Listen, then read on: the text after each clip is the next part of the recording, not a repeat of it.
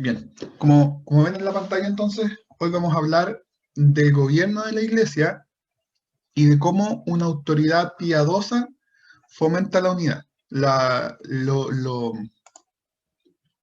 El- digamos como la premisa de este tema va a ser entonces que la autoridad piadosa lo que va a hacer es fomentar la unidad de la iglesia. Acuérdense que todo esto tiene que ver con cómo vivimos como una iglesia y cómo la unidad es la marca de una iglesia.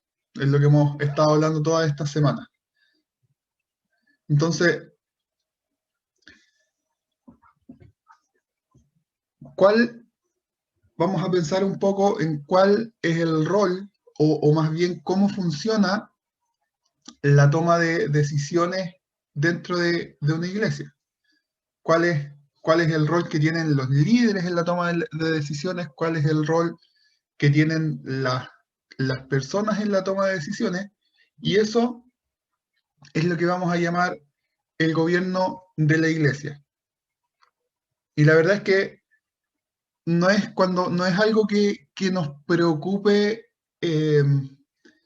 no es algo que nos preocupe principalmente, no es algo que nosotros despertemos a la mitad de la noche preocupados, ¿cierto? Por el gobierno de la iglesia, por cómo se toman las decisiones. Con toda honestidad, el gobierno de la iglesia no es algo en que pensemos muy a menudo.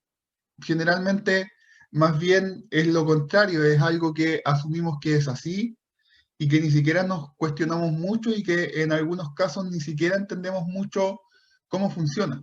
Simplemente sabemos que hay una estructura, la tengamos bien clara o no. Es como cualquiera que piensa en un motor de un auto, ¿cierto? Nosotros nos subimos al auto y el auto anda, pero o no me parece que aquí no hay nadie que sea mecánico que le pegue a la mecánica, ninguno de nosotros entiende qué es lo que está pasando dentro del motor. Ninguno de nosotros entendemos que hay un montón de piezas, que hay pistones, que hay bujía y cómo se genera la explosión dentro para que el motor pueda andar. Ninguno de nosotros lo tiene completamente claro. Sin embargo, nos subimos al auto y el auto anda.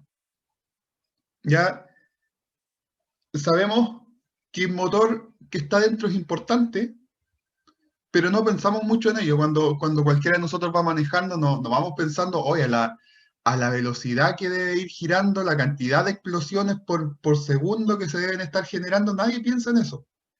Sin embargo, sabemos que es algo importante, ¿cierto? Si no estuviera allí o estuviera roto, definitivamente lo notaríamos. Y eso pasa, y esto mismo pasa con el gobierno de la iglesia. No nos damos cuenta hasta que es de este tipo de cosas que no nos damos cuenta que está ahí y que funcionaba y que funcionaba y que funcionaba bien hasta que falla, hasta que comienza a funcionar mal, hasta que no está, hasta que tiene alguna avería. Entonces es importante que nosotros consideremos en esta clase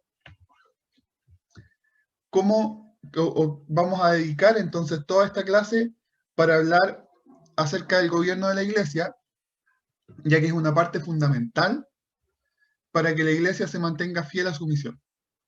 Ya el punto aquí entonces es que el gobierno de la iglesia no es algo que simplemente tiene que estar, no es algo que se le ocurrió a alguien en algún momento, sino que es una parte fundamental para que la iglesia se mantenga fiel a su misión y esta misión es dada por Dios. ¿Y cuál es esta misión? La hemos conversado varias veces, ¿cierto? Predicar el Evangelio.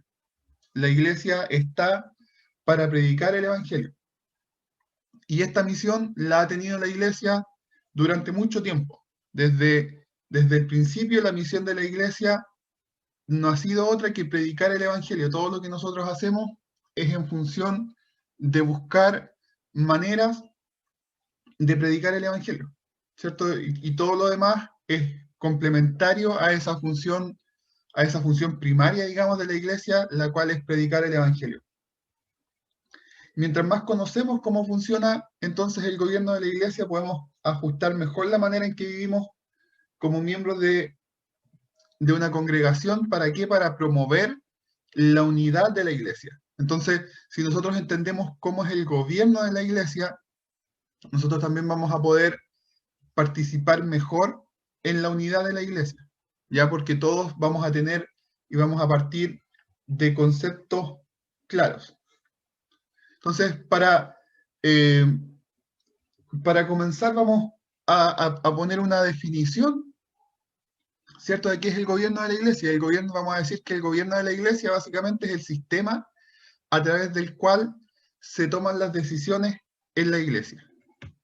El sistema. Entonces, el gobierno de la iglesia es este sistema a través de cómo se genera el proceso de toma de decisiones de la iglesia, quién toma las decisiones, cómo se aplican. Todo esto tiene que ver con el gobierno de la iglesia, y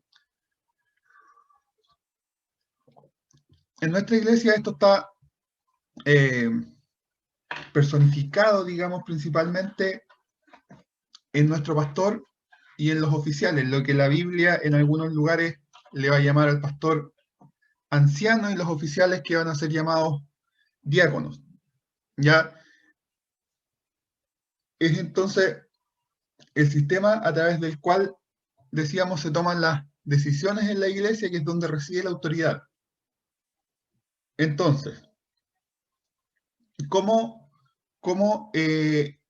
por ejemplo, de dónde o qué debería contener, de dónde viene la forma en que predica nuestra iglesia, de dónde viene la, digamos, los artículos de fe que promueve nuestra iglesia?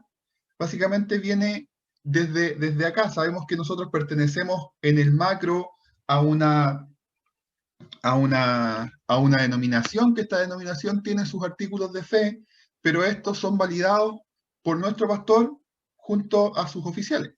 Y la forma en que va a predicar nuestra iglesia entonces está en función de los lineamientos que propone nuestro pastor y que aprueban los oficiales. Entonces, la forma en que decidimos esta pregunta va a depender de nuestro sistema de gobierno. El gobierno de la iglesia puede ser una gran herramienta para la unidad o un gran oponente de la unidad de la iglesia. Y por eso es importante, por esto también es importante que lo consideremos, porque si vamos a darnos cuenta que una autoridad piadosa, una autoridad ejercida de acuerdo al modelo bíblico, lo que va a traer es que va a traer bendición a la iglesia. Y por el contrario, una autoridad, valga la redundancia, una autoridad autoritativa, una autoridad que es autoridad por el hecho simplemente de la autoridad, lo que va a hacer es traer problemas a la iglesia, y se va a terminar convirtiendo en oponente de la iglesia. Como yo les decía, es como el ejemplo del motor. Es muy bueno el ejemplo del motor, porque cuando funciona bien, ni siquiera es tema. ¿Ya? El motor funciona y nosotros nos subimos al auto y nos decimos, oh, gracias al motor que está bueno. Sino que es lo que debe ser, simplemente. Con la autoridad de la iglesia pasa algo similar. Es algo que cuando está ahí y funciona, la iglesia puede caminar en unidad. Cuando no funciona, ¿qué es lo que pasa? Algunos se ponen del lado de la autoridad, en este caso del lado del pastor, y otros se ponen del lado de estar en contra de la autoridad. O imagínense, no sé, un conflicto entre el pastor y los oficiales, y algunos van a estar del lado del pastor y otros del lado de los oficiales, y al final la autoridad, ¿en qué se transforma? Se transforma en un oponente de la unidad. Entonces, para que la iglesia funcione, la autoridad tiene que estar funcionando. Si piensas que quien tiene la autoridad, si lo pensamos esto en términos de una familia, demuestra cuán importante es este concepto. Cuando los niños quieren comer helado, ¿cierto?, en la tarde, y quedarse despiertos hasta la 1 de la madrugada, necesitan que se les recuerde que la mamá y el papá están a cargo de ellos, ¿cierto? Y es un ejemplo súper trivial, pero es muy atingente. Nosotros asimismo necesitamos saber quién tiene la autoridad en la iglesia. Por mucho que, como les decía, que tal vez sea algo que cuando funciona bien pasa desapercibido, nosotros necesitamos tenerlo claro. Necesitamos saber cómo funciona la autoridad dentro de la iglesia. El gobierno de la iglesia es importante porque Dios escribió al respecto en su palabra. Ya volvemos de nuevo a lo mismo. ¿De dónde vamos a sacar todas estas ideas? No es algo que se nos ocurrió, no es algo que mi pastor me haya dicho, oye, habla de la oportunidad para yo poder mandar a los chiquillos, sino que es algo que lo vamos a sacar de la palabra del Señor. Dios diseñó dentro de la iglesia un sistema de gobierno, ¿ya? Y eso es lo que nosotros queremos revisar en este momento, por lo que Dios entonces recibe la gloria cuando seguimos sus, sus instrucciones. Entonces, si la palabra del Señor establece que debe haber un gobierno, si nosotros somos fieles a ese tipo de gobierno, Dios va a recibir la gloria por ello. Entonces, cuando hacemos esto, la autoridad correcta debería proteger y hacer prosperar la unidad de la iglesia. Ya esto finalmente es lo que nos importa. Es que esta autoridad existe con el fin de hacer proteger, perdón, con el fin de proteger y hacer prosperar la unidad de la iglesia. Ya de hacer crecer la iglesia en todos los sentidos, en el sentido, y principalmente en el sentido, ¿cierto?, de nuestro conocimiento y de acercarnos cada vez más al conocimiento de la Escritura, al conocimiento del Señor. Dicho esto, entonces vamos a ver los dos principales oficios, como les decía, los dos principales oficios de liderazgo en la iglesia, en la Escritura, que la Biblia los va a nombrar como en algunos lugares como ancianos y como diáconos, que para nosotros esto se traduce como el pastor y los oficiales. Luego estudiaremos el rol de la congregación. Como en la clase de hoy entonces nos vamos a enfocar en el rol del pastor, y la siguiente clase nos vamos a enfocar en el rol del resto de la congregación, encabezada por los oficiales y la congregación en general, y cómo todos estos van a participar, o qué lugar les toca en el sistema de gobierno y en el sistema de toma de decisiones. Lo que queremos entonces es enfocarnos especialmente, acuérdense que siempre todo esto lo vamos a ver en función de la unidad. Cómo organizar la iglesia según la Escritura promueve la unidad. O sea, cómo una iglesia que esté organizada, ¿cierto? Según como la Escritura, ¿no? Una iglesia con un sistema de gobierno como la Escritura lo establece, promueve la unidad. ¿Y cómo vamos a vivir nosotros dentro de esta congregación para incrementar el amor y el testimonio de nuestra iglesia?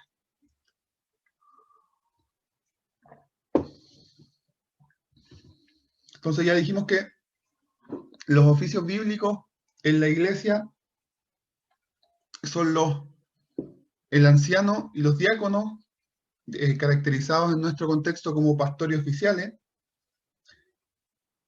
Y no vamos a pasar mucho tiempo definiendo a cada uno de ellos, porque ya estamos familiarizados, ¿cierto?, con su labor. Sabemos perfectamente en nuestro contexto quién es el pastor y quién son los oficiales. No encontré una foto en que estuvieran los tres juntos, falta ahí el hermano Luis Miranda, pero nosotros ya sabemos y entendemos más o menos que en nuestra iglesia existe un pastor, que en nuestra iglesia existen oficiales, ¿cierto? Y ya cuando nosotros llegamos a la iglesia, los conocemos, comenzamos a ver las funciones que tienen, así que nos vamos a enfocar en nuestra clase de hoy en el beneficio que estas estructuras de autoridad proveen para la unidad de la iglesia. Entonces, y véanlo esto desde este punto de vista, porque cuando uno comienza a hablar de autoridad, es como algo, sobre todo, en nuestro momento de la vida, cuando somos jóvenes, cuando nos hablan de autoridad, es como algo que nos molesta. Incluso sabemos que en la adolescencia, sobre todo, se pasa por momentos que incluso uno cuestiona la autoridad de los papás, ¿ya? Entonces, que nos vengan a hablar de autoridad, que nos vengan a decir que es importante la autoridad, puede ser algo que nosotros digamos, no, pero otra persona más dándome orden, otra persona más sobre mí, sin embargo, es importante y vamos a ver que es beneficioso que esto exista. Ya no es algo simplemente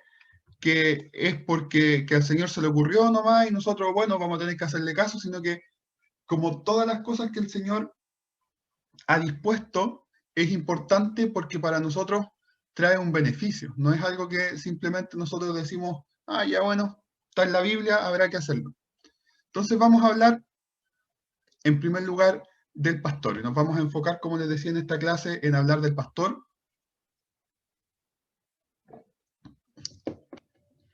Y cada vez que en la palabra del Señor veamos palabras como pastores, como anciano o como obispo, vamos a estar, la Biblia va a estar hablando de la misma figura.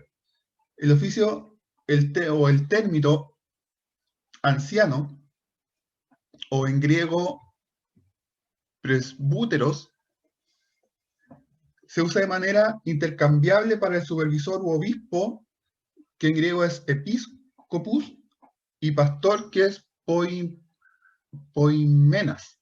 ¿Ya? Estos tres términos, nosotros, en nuestro lenguaje, nosotros tenemos ciertos sinónimos, en el, en el, en el griego también, y estos tres términos en griego son básicamente sinónimos, ¿ya? Van a significar lo mismo, y cuando la Biblia esté hablando de, cuando la Biblia esté hablando de anciano, cuando esté hablando de obispo o de pastor, va a estar haciendo referencia a la misma figura, y esto no nos tiene que confundir con las o con los nombres que se le han dado a ciertos cargos dentro de nuestra iglesia. Para nosotros no existe la figura de un anciano, pero sí existe la figura de un pastor que es distinta a la figura del obispo. ¿Ya? Pero en este caso, el título obispo es solamente un nombre que se le da para designar a la autoridad máxima de la iglesia, digamos de la iglesia a nivel nacional. Pero el pastor es el que va a cumplir los oficios descritos para el obispo en la escritura, porque está haciendo referencia a la misma persona. Los pastores entonces son los responsables, en primer lugar, de la supervisión espiritual de la iglesia. ¿Ya? Y aquí partimos en un punto, caemos el tiro en un punto importante, que el pastor es el responsable de la supervisión espiritual de la iglesia. El, la responsabilidad primaria de un pastor entonces está en la supervisión y en la administración espiritual de la iglesia. No es su responsabilidad primaria ir a pagar las cuentas de la luz. ¿Ya? Por eso, acuérdense cuando eligieron los diáconos, el reclamo de los apóstoles, el reclamo entre comillas de los apóstoles fue que no era bueno que ellos descuidaran las cosas espirituales, la lectura de la palabra y la predicación y la oración, por tener que estar sirviendo las mesas.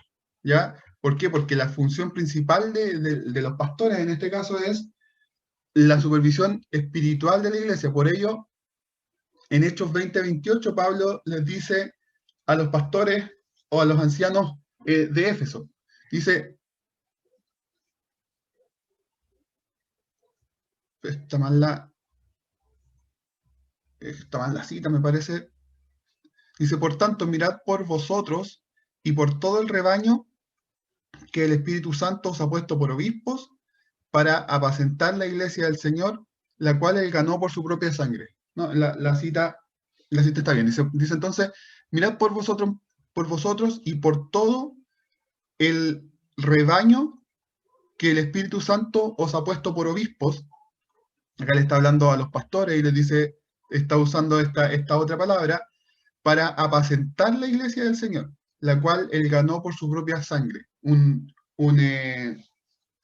sinónimo de apacentar, ¿cierto? Podría ser pastorear.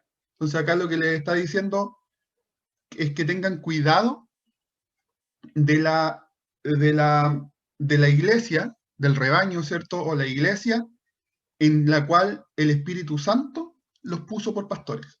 ¿Ya? Entonces, en primer lugar, lo que vamos a ver acá es que la autoridad del pastor viene del Espíritu Santo. ¿Ya? Por tanto, es una autoridad que es encomendada desde el Señor, es una autoridad que viene desde el Señor y Él está simplemente apacentando, ¿cierto? Apacentando las ovejas que no son de Él, sino que son del Señor.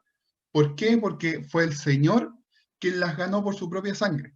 Entonces el pastor en este sentido es solamente un, un administrador de ovejas, pero de ovejas que no son de Él. ¿Ya? Por lo tanto, vamos a ver en algún momento que también hay advertencias eh, porque las ovejas son del Señor, no son de señorío del pastor, del anciano, del obispo, ¿cierto? Entonces, vemos que vemos entonces cómo, en primer lugar, esta autoridad viene encomendada del Señor para cuidar unas ovejas, un rebaño que es del Señor porque Él lo ganó, ¿cierto? Como les decía, vimos en Hechos 6, como les decía, por lo que se ve en Hechos 6, es que los ancianos deben dedicarse especialmente a la oración y al ministerio de la predicación, ¿cierto? También son responsables de gobernar el cuerpo de la iglesia. Primera de Timoteo 5:17 dice, los ancianos que gobiernan bien sean tenidos por dignos de doble honor, mayormente los que trabajan en predicar y enseñar, ¿cierto? Entonces, ellos son encargados del gobierno, ¿cierto? Y esto lo tienen que hacer bien, ¿cierto? Por eso acá dice que sean tenidos dignos de doble honor. En 1 Pedro 5, 2 al 5 también podrían encontrar algo más acerca de esto. Ahora bien, con este trasfondo en mente, dijimos que es una tarea que está encargada de la supervisión espiritual de la iglesia, dedicada principalmente a la palabra y a la oración, ¿cierto? Que su autoridad viene dada directamente desde Dios y que deben hacerlo bien y que si lo hacen bien son dignos de doble honor. Con este trasfondo en mente vamos a ver algunas formas que tener un pastorado bíblico promueve y protege la unidad de la iglesia. Entonces, ¿cómo el liderazgo bíblico promueve la unidad de la iglesia? Primero, este modelo bíblico delega la autoridad a quienes están más capacitados y cumplen requisitos. Esto, ¿qué autoridad? Delega la autoridad del Señor, la autoridad de la administración sobre la iglesia en quienes están más capacitados para ejercerlo y encomienda los principales deberes. ¿Cuáles son estos principales deberes? Ya lo dijimos, la predicación y la enseñanza, junto con la autoridad para tomar decisiones importantes a quienes cumplen ciertos requisitos establecidos en 1 Timoteo 3, en Tito 1, 6 al 9, en 1 Timoteo 5, 17 y en Hebreos 13, 17. No vamos a leer todos estos textos, pero si alguien los quiere después buscar, 1 Timoteo 3, Tito 1, 6 al 9, 1 Timoteo 5, 17, Hebreos 13, 17, que son básicamente estos textos donde habla que debe ser marido de una sola mujer, no dado mucho vino y todas esas características. Entonces, tiene que necesariamente cumplir con todos estos requisitos. Así como es probable que no le confiemos nuestro cuidado médico a alguien que no es médico, ¿cierto? Nadie cuando tiene un problema de salud, todos vamos al hospital, nadie va a la ferretería, ¿cierto? La iglesia se asegura de que a quienes se les encomiendan las responsabilidades más significativas reúnan cierto criterio bíblico que determine su carácter y capacidad de servicio. Esto fomenta la unidad porque reconocemos un estándar común que los pastores deben cumplir. Entonces nosotros deberíamos y debemos estar seguros de que nuestro pastor cumple este estándar, ¿cierto? En primer lugar, entonces, sabemos que él tiene la autoridad porque está capacitado para tenerla, y acá no estamos hablando simplemente de una capacitación de, eh, digamos, de una capacitación académica, sino porque tiene ellos tienen la capacitación y cumplen estos requisitos que establece la Biblia, por lo tanto, así podemos confiar en su cuidado. En segundo lugar, promueve la unidad de la iglesia porque, porque coloca la responsabilidad de la iglesia, la responsabilidad especial por la salud espiritual de la membresía en manos de quienes tienen una responsabilidad ante Dios. ¿Ya? Entonces la responsabilidad de la iglesia descansa sobre quienes tienen una responsabilidad ante Dios por ella. Vemos en Hebreos 13:17, leemos que los ancianos velan por vuestras almas como quienes han de dar cuenta.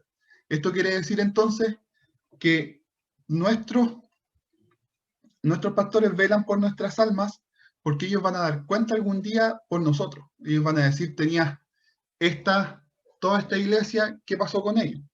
¿Cierto? Esto quiere decir entonces que si tenemos pastores piadosos, ellos nos guiarán como hombres que temen a Dios primero, no a nosotros. Dios los responsabiliza de obedecer. Efesios 4, 12, 13 dice que el trabajo de los pastores es preparar a la iglesia para obras de servicio para que todos podamos llegar a la unidad de la fe. Ya entonces si ellos son piadosos, nos van a guiar a nosotros, van a entender que su responsabilidad primera no es con la iglesia, sino que es con Dios. Si ellos no cumplen su trabajo, no es que tengan primeramente un problema con nosotros, sino que primeramente van a tener un problema con Dios.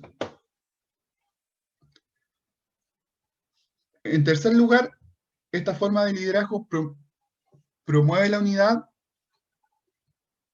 al obedecer y someterse a una autoridad. Es por medio del mandamiento de Dios para que los miembros de obedecer, es por los mandamientos de Dios, perdón, de obedecer a sus pastores y someterse a su autoridad.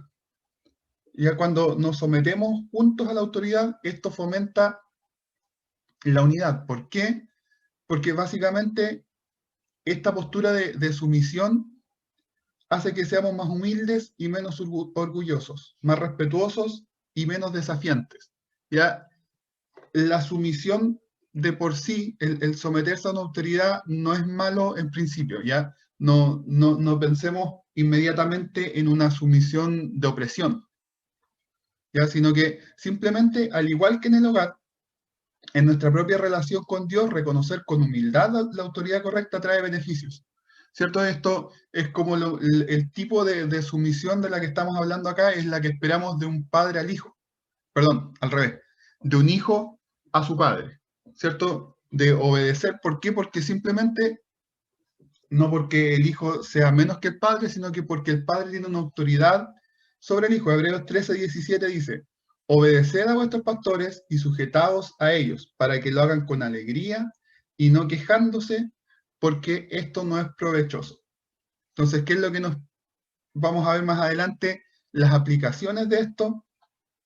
Acá simplemente nos quedamos con que dice, obedecer a vuestros pastores y sujetados a ellos. Entonces, esto promueve la unidad porque trabaja en nosotros justamente al someternos, al ser sumisos ante la autoridad de la iglesia, trabaja en nosotros justamente las cosas que pudiesen atentar contra la autoridad. Entonces, que básicamente, que atentan contra la unidad, que básicamente serían nuestro orgullo, ¿cierto? Y nos ayuda a ser más humildes y más respetuosos entre nosotros. Y todo esto nos ayuda finalmente para que podamos ser más unidos, ¿cierto? Finalmente, de dónde podría salir causas de división de la iglesia? Y básicamente del orgullo en alguna área nuestra. Ahora bien, como les decía al principio, muchas personas, principalmente en nuestra generación, ¿cierto? Les incomoda la idea de la autoridad en cualquier parte, más aún de la autoridad de la iglesia. Y esto no es simplemente por una cuestión de rebeldía, aunque muchas veces es así, pero también es porque la autoridad puede ser abusada. Y la autoridad puede ser desviada pecaminosamente. Pero Dios inventó la autoridad. ¿Ya? Además, Dios es nuestra autoridad final. La autoridad viene de Dios. Es por nuestro bien como congregación y también por el bien de los miembros individualmente. Porque aprender a confiar en la autoridad es bueno para nosotros espiritualmente. En la iglesia, cuando la autoridad se usa con el consentimiento de la congregación para su bien, la congregación se beneficiará de la autoridad a medida que Dios edifica a su iglesia.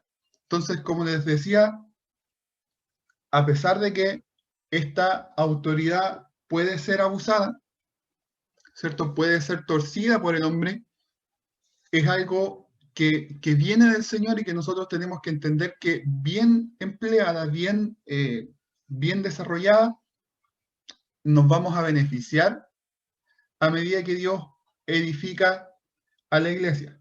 Como miembros estamos llamados a someternos, pero por otro lado los ancianos están llamados a ejercer su autoridad correctamente. Primera de Pedro 5, versos 2 y 3, Pedro les dice: apacentad la grey de Dios, no como teniendo señorío sobre los que están a vuestro cuidado, sino siendo ejemplo de la grey.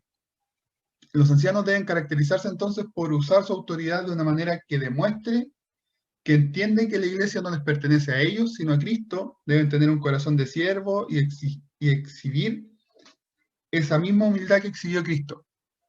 Entonces, eh, finalmente nosotros podemos decir que es un peso para nosotros estar bajo o estar en esta sumisión de la que hablamos, pero el peso mayor es para el pastor, porque la responsabilidad de él, primero, dice, siendo ejemplo de la grey,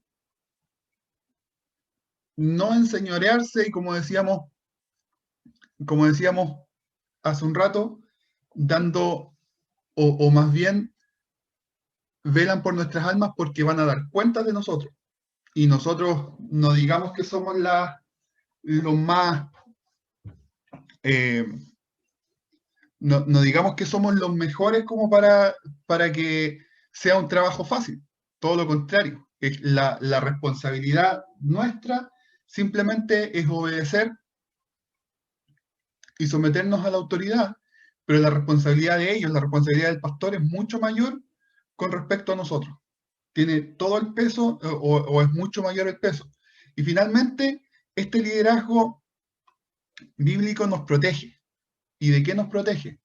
No nos protege tanto de afuera, no nos protege, no es tanto lo que nos va a proteger del exterior, como nos protege de nosotros mismos a través de la supervisión. ¿Ya?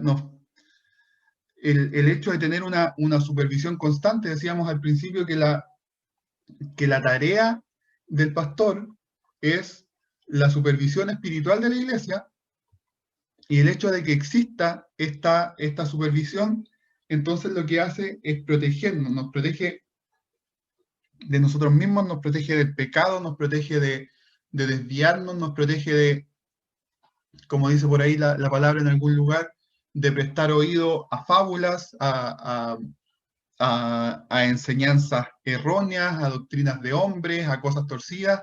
De todo esto, un liderazgo bíblico nos va a proteger porque cuando nosotros comencemos ese camino, ¿cierto? Cuando nosotros comencemos un camino que va en contra de una falsa doctrina, el liderazgo, y en este caso el pastor, lo que va a hacer es mostrarnos la palabra del Señor y decirnos, esto no es correcto y esto no va por acá. Y eso puede ser en algunos momentos de una forma súper personal y de una forma en que nos van a llamar y nos van a decir, hermano, esto no es así, o simplemente nos vamos a dar cuenta en la predicación de un día domingo. Y vamos a ver que nosotros estábamos pensando en una cosa, nosotros estábamos pensando en que no sé, por ejemplo, estábamos empezando a creer en el Evangelio de la Prosperidad y nos vamos a dar cuenta a través de una predicación del domingo que la palabra del Señor también habla de sufrimiento, también habla de que de que no es el fin del Señor nuestra prosperidad material en la tierra, ¿cierto? Entonces, cuando este liderazgo es bíblico, cuando este liderazgo se enfoca en la Biblia, ¿cierto? Esto va a promover nuestra protección de todo lo que sea que nos pueda querer desviar o que nos pueda querer quitar, ¿cierto? Em, que nos pueda querer quitar del camino, ¿cierto? De la unidad, que pueda hacer que nuestra iglesia empiece a tener discusiones de que esta doctrina, que esta otra doctrina. Ahí también es algo importante la autoridad y la supervisión de la iglesia. Vamos a ver ahora algunas aplicaciones de esto, cómo este entendimiento del oficio del pastor cambia la manera en que vivimos como miembros de la iglesia para que podamos desarrollar nuestra unidad como congregación. Y lo primero, que es un tanto obvio, es que deberíamos obedecer. ¿Cierto? Pues, ¿y por qué debemos obedecer? Y aquí esto es lo que nos debe quedar súper claro a nuestros ancianos y sujetarnos a su liderazgo, y esto es porque su autoridad está vinculada a la fiel enseñanza de la Escritura. Así, Hebreos 13:7 dice, acordaos de vuestros pastores que os hablaron la palabra de Dios. Entonces, debemos obedecer básicamente, ¿por qué? Porque ellos nos están enseñando la palabra del Señor. Y mientras que nuestro pastor se mantenga fiel en enseñar la palabra del Señor, mientras que su enseñanza, ¿cierto?, esté vinculada, o todo lo que nos está diciendo esté vinculado a la enseñanza de la palabra del Señor, nosotros debemos obedecer, o deberíamos obedecerle, ¿cierto? Ahora, ¿esto significa que un anciano o que un pastor puede decirte que compres un carro azul en vez de uno rojo? No. Los pastores tienen autoridad para guiar a la congregación al explicar la palabra de Dios y aplicarla en circunstancias específicas. ¿Se acuerdan que en algún momento nuestro pastor nos daba el ejemplo de estas personas que todo y nuestro corazón, el corazón del hombre por su condición pecaminosa tiene la tendencia a llevar todo a un extremo que lo vuelve pecaminoso, ¿cierto? Y vemos personas en la iglesia ahora que partiendo desde un buen deseo, ¿cierto? De obedecer, porque entienden, de alguna forma entienden que la autoridad del pastor es una autoridad bíblica, pero caen a otro extremo de todo preguntárselo al pastor. Entonces, incluso preguntan si es que el color de su casa, si es que el color de... todo se convierte como en una especie de Ned Flanders. Entonces ellos brindan sabiduría piadosa sobre principios y verdades bíblicas, por lo que los miembros deberían obedecer. Ya entonces, en qué campo de acción debemos obedecer al pastor? ¿En qué campo de acción debemos considerar muy bien su enseñanza y su opinión es en todo lo que está vinculado a la enseñanza de la Escritura?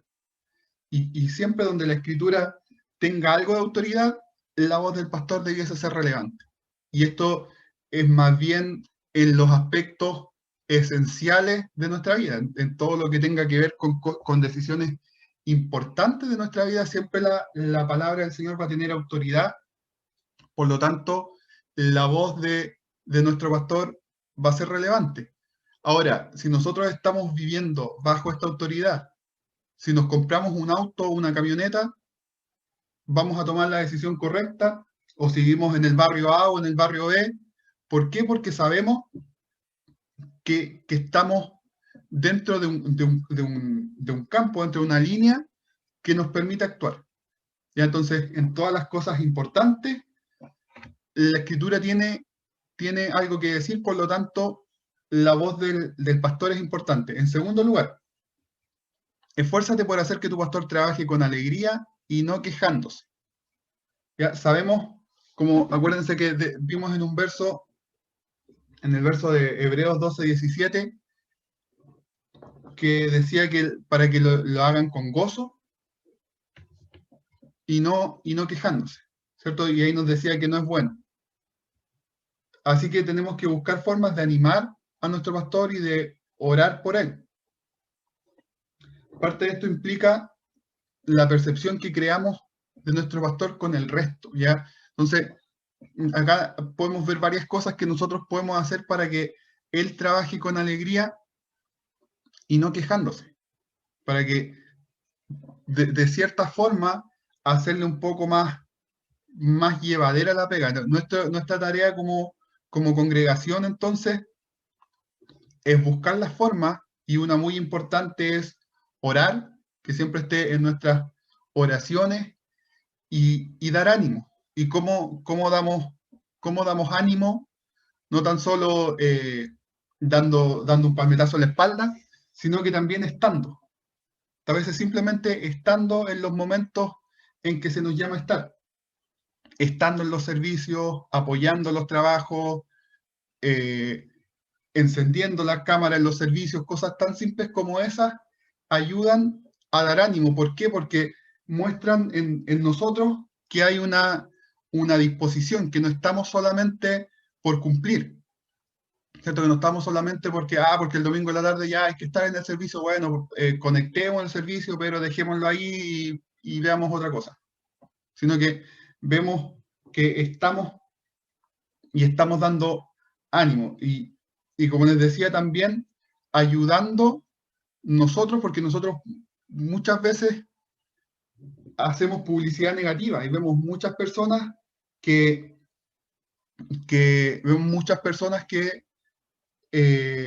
se dedican más bien a hablar mal del pastor, a hablar mal de la iglesia,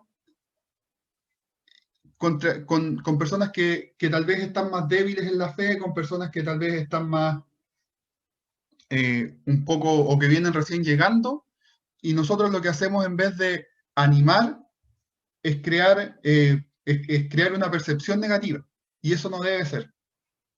Entonces, la manera en que nosotros hablamos del liderazgo también tiene que ser una manera que no que lo ensalce, pero sí que defienda las características bíblicas que este liderazgo tiene. Esto no quiere decir de ninguna manera que nunca hagamos preguntas o que pidamos explicaciones cuando hay algo que no entendemos. Significa que lo hacemos de modo que supone lo mejor y que ayuda a que otros se alineen a la manera en que los pastores lideran. ¿Ya? ¿Qué quiero decir con esto? No quiere decir que nosotros, si hay algo que no entendemos, si hay algo que no nos cuadra, no quiere decir que no lo vayamos a preguntar y que no, ahora como dijimos que tenemos que obedecer, vamos a obedecer cualquier cosa, de ninguna manera. Pero sí, y miren, esto es una cuestión de actitud.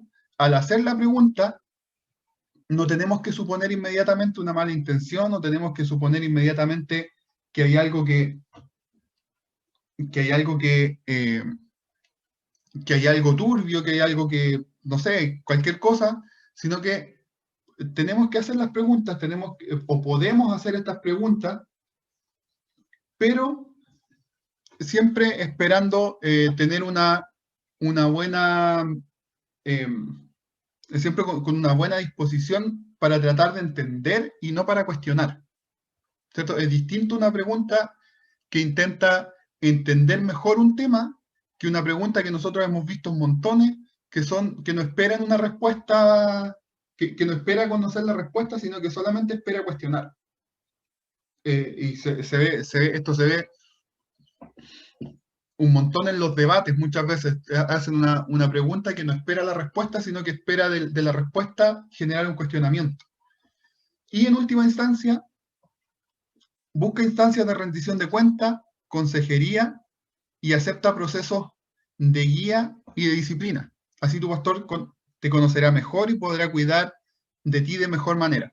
Entonces, como también decíamos al principio que esto nos cuida de nosotros mismos, y esto nos cuida a través de esto, a través de la rendición de cuentas, de la consejería, ¿cierto? Y si en su momento es necesario, de la disciplina y de la guía, ¿cierto? Todo esto finalmente, ¿por qué es importante? No es importante de nuevo, no es importante por darle mayor autoridad al pastor, sino que es importante porque a nosotros nos sirve. Es importante porque finalmente en esto, al estar en una consejería, al estar o incluso al estar en disciplina, los que salimos más fortalecidos somos nosotros. La autoridad del pastor no se va a afirmar o más o afirmar menos por cuántas personas ponen disciplina. Pero sí, quien es puesto en disciplina tiene una gran ganancia, si es que, obviamente, si es que esto es bajo un marco bíblico, porque finalmente somos nosotros los que salimos beneficiados de este proceso. Entonces, ¿cómo pensemos siempre en estas tres cosas es en que deberíamos obedecer?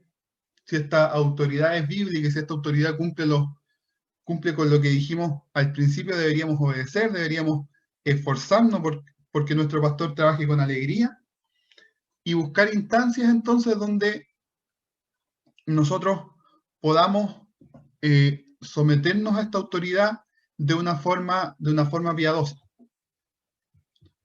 Finalmente, miremos este verso de Isaías 52:7, dice que hermosos son sobre los montes los pies del que trae buenas nuevas, del que proclama la paz, del que anuncia buenas noticias, del que proclama la salvación, del que dice a Sión, tu Dios reina. Y esta tarea sabemos que no es solamente del pastor, es una tarea que es de todos nosotros. Sin embargo, la principal o quien guía esta proclamación de la salvación es el pastor. Por lo tanto, debemos tenerle en una gran estima, como decía la palabra del Señor.